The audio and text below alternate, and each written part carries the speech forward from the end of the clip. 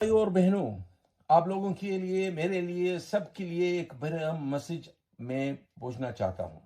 ये म सऊदी अरब आने वाले हर नागरिकों के लिए एक बहुत ही बड़ा अपडेट निकल के आ रहा है कि सऊदी अरब आने से पहले आपको ये काम कर लेना है, नहीं तो सऊदी अरब में आकर फिर से अपने मुल्क के लिए वापस जा सकते हैं। तो इसी गलती आप लोग ना करें।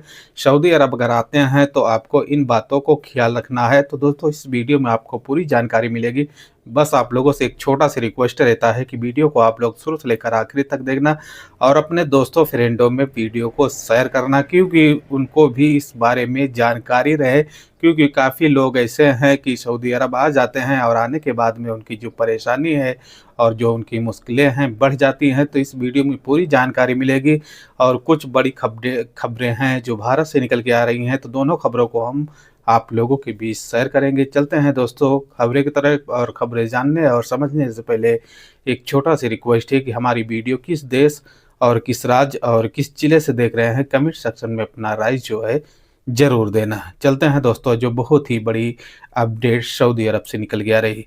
सऊदी अरब आने से पहले आपको कहा जाता है कि अगर आप किसी काम में जाते हैं, इलेक्ट्रीशियन, प्लम्बर, ऐसे कोई बड़ी कैटेगरी में आप जाते हैं, तो आपको स्किल टेस्ट जो है अनिवार्य कर दिया गया है।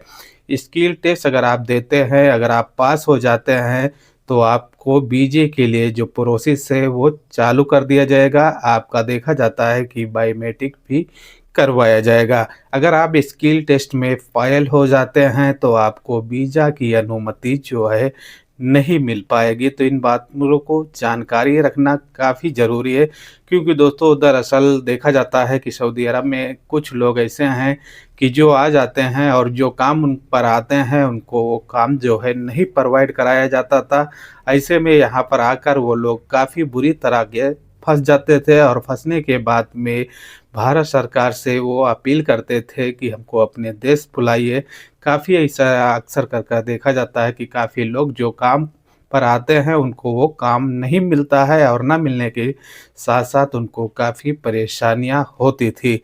इसलिए कहा गया है कि सऊदी सरकार ने देखते हुए कि अजनबी की यहाँ पर फँस जाते हैं और परेशान होते हैं, उनको वो काम नहीं मिलता है, तो ऐसे में स्किल टेस्ट जो है अनिवार्य कर दिया है कि अगर कोई भी व्यक्ति अगर सऊदी अरब के लिए आता है और उसको काम के बारे में जानकारी है, तो अपना काम का जो नॉलेज है वो स्किल टेस्ट के ज़रिया से ही दे सकता है। और देने के बाद में जो वहाँ का नतीजा आएगा, जैसे कि जो परसेंट आएँगे, उसी ज़रिया से आपको वीज़ा जो है इश्यू कराया जाएगा। और इश्यू कराने के साथ-साथ देखा जाता है कि आप बहुत ही आसानी से आप सऊदी अरब के लिए आ सकते हैं। तो अगर आप आने वाले हैं या तो आपका कोई यार दोस्त आने वाला है, तो इसकी जानकारी उनको भी शेयर करें कि आने से पहले आपको स्किल टेस्ट जो है दे देना है। जैसे दोस्तों देखा जाता है कि इसमें 7,000 से लेके 14,000 के खर्च आते हैं और इसमें देखा जाता है कि अगर आप पास हो जाते हैं तो आपको एक मार्कशीट जो है बनाकर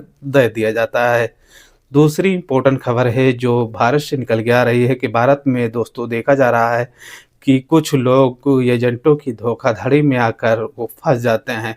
दरअसल दोस्तों यहाँ पर कहा जाता है कि गोरखपुर में कुछ ऐसी ऑप्शन हैं जो कहा जाता है कि जो आपको काम देने के बात होती है और आपको काम नहीं वो आपको दिला पाते हैं और दूसरे काम में भेज देते हैं। तो ऐसी गलती आप ना करें। जैसे कि आप जानते हैं कि कुछ लोग और कुछ ऐसी ऑफ़िसें हैं कि वो काफ़ी आप लोगों को चकमा देती हैं कि हम तुमको इस काम में का वीज़ा है, इस काम में आपको लगवा देंगे, और जाने के बाद में आपको देखा जाता है कि वो काम भी नहीं मिलते हैं और आप 2 से ढाई महीने में ही अपने मुल्क फिर वापस आ जाते हैं। तो ऐसी गलती आप लोग ना करें।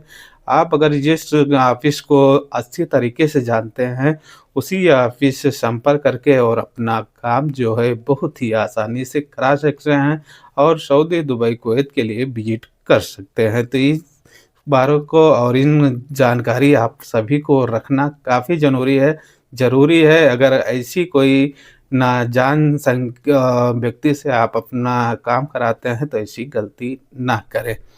तीसरी इम्पोर्टेंट अपडेट है कि जैसे कि कहा जाता है कि भारत में इस समय पर जो उत्तराखंड में एक बहुत ही बड़ा जो विवाद देखा जा रहा है और विवाद के साथ-साथ ये माहौल ख़राब करने का काम जो बजरंग दल वाले कर रहे हैं, और करने के साथ-साथ जब एक बुजुर्ग व्यक्ति को तकरीबन 70 से 75 साल उम्र के एक बाबा स्कूल ड्रेस के नाम से एक दुकान रहती है, और उस दुकान पर जब पहुँचकर और वहाँ पर टांडो करने लगते हैं, हंगामा करने लगते हैं, और उस दौरान पर एक व्यक्ति पहुँच जाता है, और वहाँ पर पूछताछ करने के दौरान पर जो बजरंग दल के कार्यकर्ता रहते हैं, वो काफ़ी भड़क जाते हैं, और भड़कने के बाद में जो वहाँ पर नौजवान पहुँचा था, उससे भी कुछ बातें-चीतें होने लगती हैं।